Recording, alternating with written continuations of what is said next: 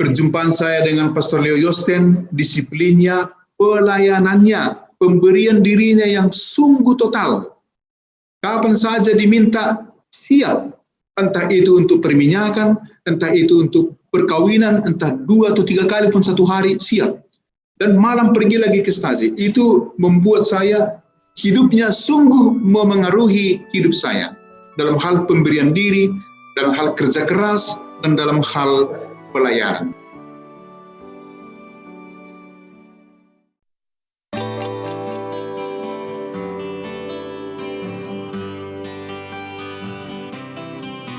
Selamat jalan sang misionaris, sang saudara yang disiplin dan disukai dalam persaudaraan, sang gembala yang selalu hangat bersama umat dengan corak kesederhanaannya dan cintanya yang mendalam, sang budayawan yang mencintai tanah air Ibu Pertiwi dan kearifan lokal di dalamnya. Kami mendoakanmu bahagia di surga bersama Bapa.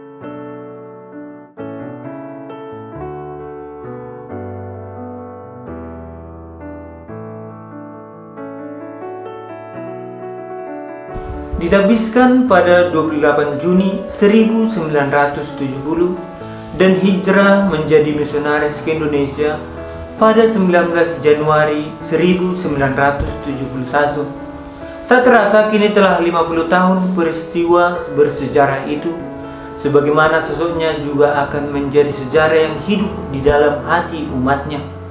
Pastor Leo Yosten, begitu beliau akrab disapa dan dikenal.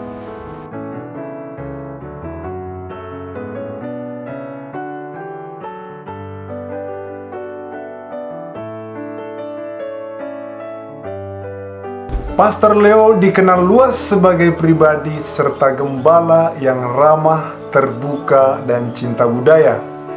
Dari sekian banyak keutamaan, ada 3 hal yang kuat melekat dalam dirinya, yakni pribadi disiplin, sosok inkulturatif, dan saudara yang dirindukan. Sebagai pribadi yang disiplin, beliau mampu menata hidup dengan sangat baik.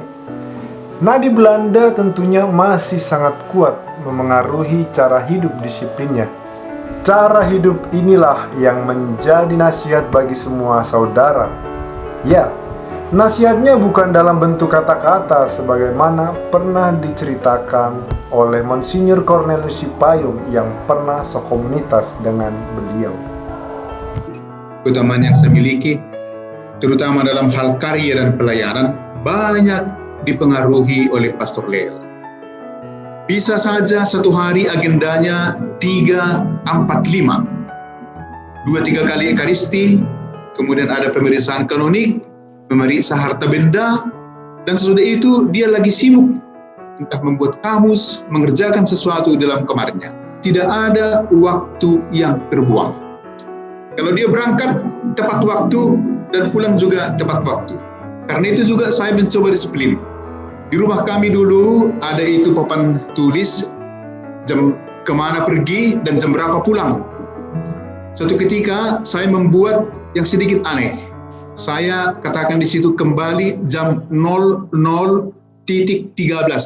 Itu tengah malam lewat 13 menit. Suatu ketika Pastor Leo Yosten menunggu saya apakah saya akan tiba jam 00.13 di rumah. Saya atur sedemikian perjalanan sehingga di jam saya tiba di rumah jam 00.13. Dan dia keluar dari kamar rekreasi dengan tertawa. Hahaha, toho doa katanya. Itu yang sangat menarik. Jadi perjumpaan saya dengan Pastor Leo Yosten, disiplinnya, pelayanannya, pemberian dirinya yang sungguh total.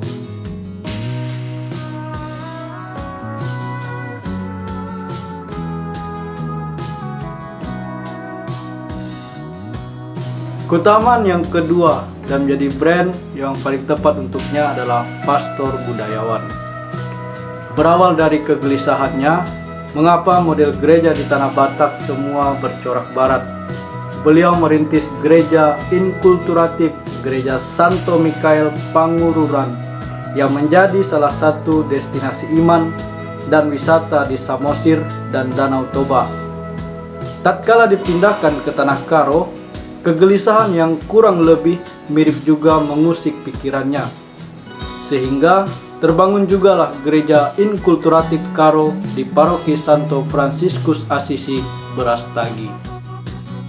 Baik di Tanah Batak maupun Karo, beliau membangun museum dengan giat mengumpulkan benda-benda bernilai historis.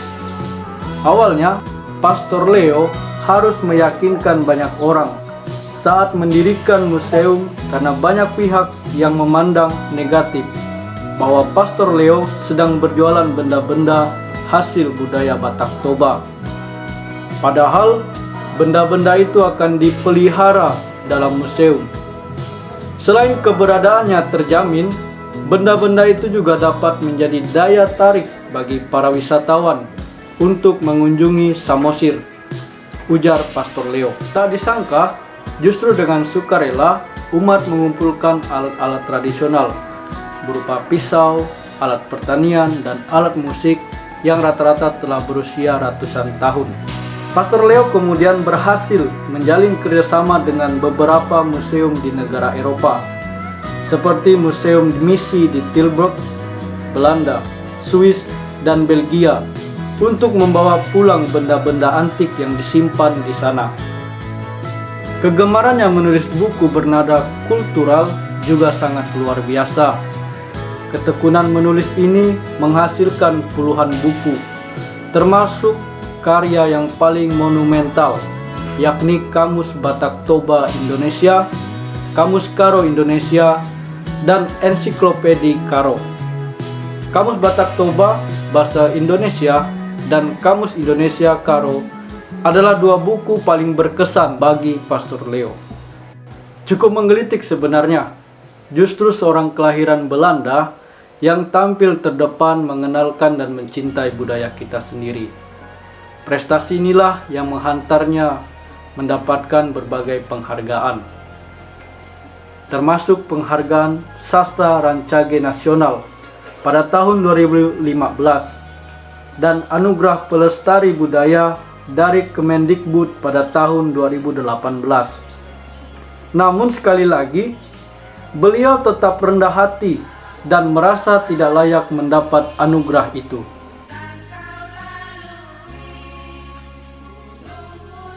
Keutamaan lain yang hadir dalam sosoknya adalah saudara yang dirindukan.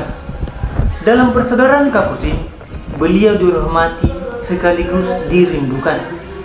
Hadir sekaligus sebagai saudara, bapak yang baik, dan opung yang mengayomi.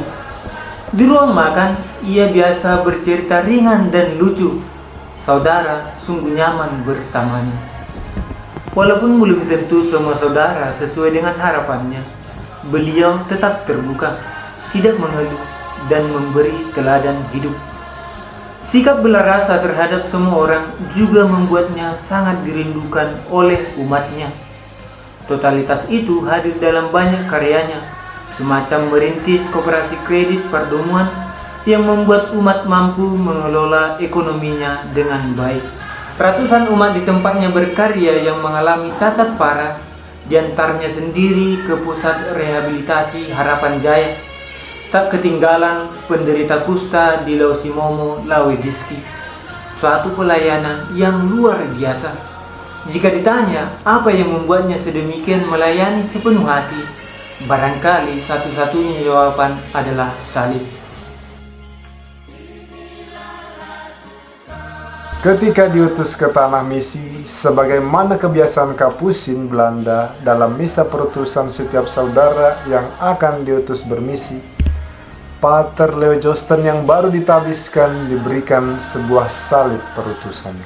Kata-kata mendalam perutusan itu tetap menggema.